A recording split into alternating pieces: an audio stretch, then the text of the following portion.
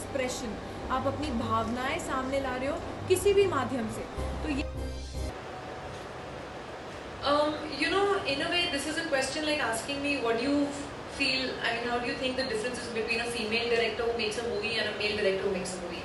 It's creativity and sensitivity inside you, वो आपके अंदर बसा हुआ है। तो आप चाहे मेल फॉर्म में हो, आप मेल बॉडी में हो या फीमेल बॉडी में हो, उससे कोई फ़र्क नहीं पड़ता है। आपकी जो थॉट है, आपकी जो विजन है, जो आपकी एक आर्टिस्ट की जो यूनिक, हिंदी में बहुत ही स्पेशल वर्ड है लेकिन I just translate it for make it easier, एक जो संभावना होती है, जो the way you are looking at creating something that comes from deep within an artist, and I think that is what the artist is trying to tell. He's trying to tell a story in that canvas of his.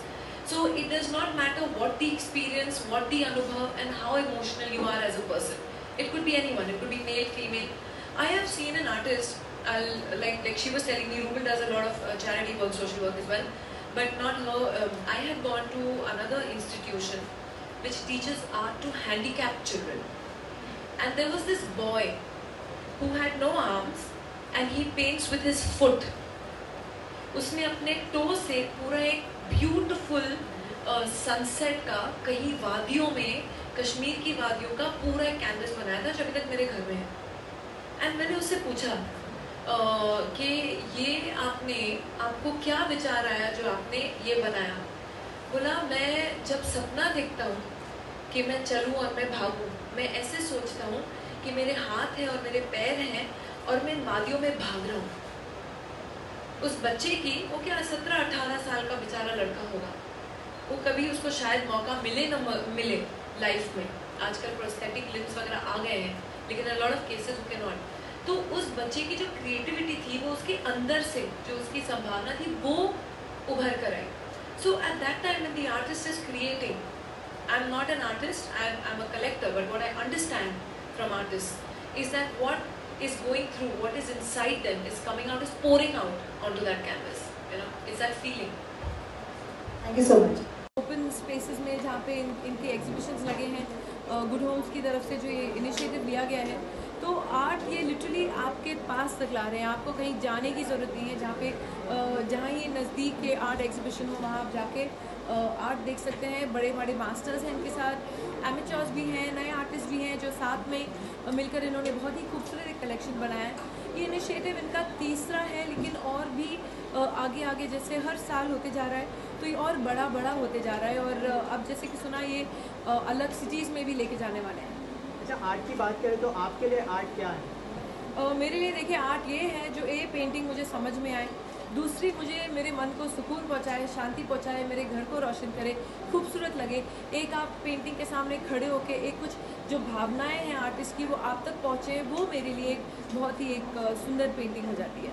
अच्छा, रवीना जी, आपने तो painting का brush colour के साथ करी है? हाँ, बचपन में बहुत करती थी, अभी भी करती हूँ। मेरी जो बच्ची के स्कूल के प्रोजेक्ट्स आते हैं उसके साथ बैठ के बनाती हूँ। काफ़ी वैसे आर्टिस्ट रही हूँ, लेकिन पेंटिंग में इतनी दिलचस्पी नहीं रही है जितनी कि आर्ट को रिझाने में रही है लिटरली।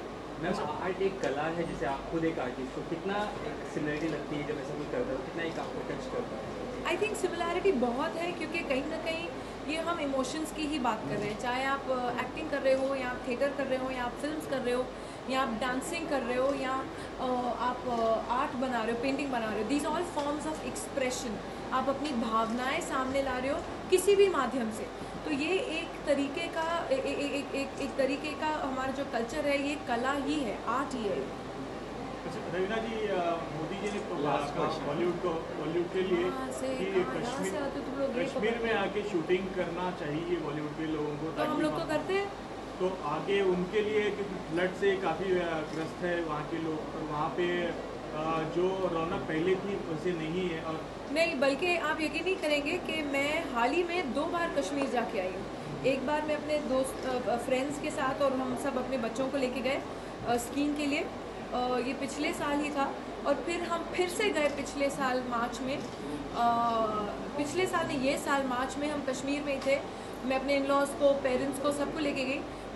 मेरे फादर की जितनी पिक्चरें थी वो कश्मीर में शॉट थी, खेल खेल में से लेके खुददार तक, राही बदल गए, सारी पिक्चरों ने कश्मीर में ही शूटिंग की है। तो मुझे बचपन से कश्मीर की बहुत ही मेमोरीज़ हैं।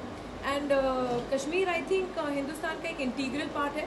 और जहाँ तक मैं कहूँगी कि ये जो नई गवर्नमेंट है ये आई एम श्योर और भी करेगी कश्मीर और कश्मीरी लोगों को ये बताने के लिए कि वो हमारा हिस्सा है, और चाहे उन पे मुसीबत हो या उन पे दुख हो या उन पे जो डिज़ास्टर हो, जो भी हो, हम साथ में उनके साथ खड़े होकर बांटेंगे। मेरे बहुत कश्मीरी दोस्त हैं, पंडित भी हैं और मुसलमान भी हैं, और हम सब एकजुट होकर अगर बात करते हैं तो कभी भी ऐसे कभी ये सुनने में नहीं मिला है कि हम हिंदुस्तान के पार्टी हैं।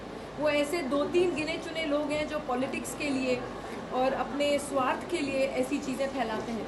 और अब जो इलेक्शंस हुए वो तो देखा, जो मुंबई में 65% पोल का टर्नआउट था, तो कश्मीर में 89% था। आप उसका क्या जवाब देंगे?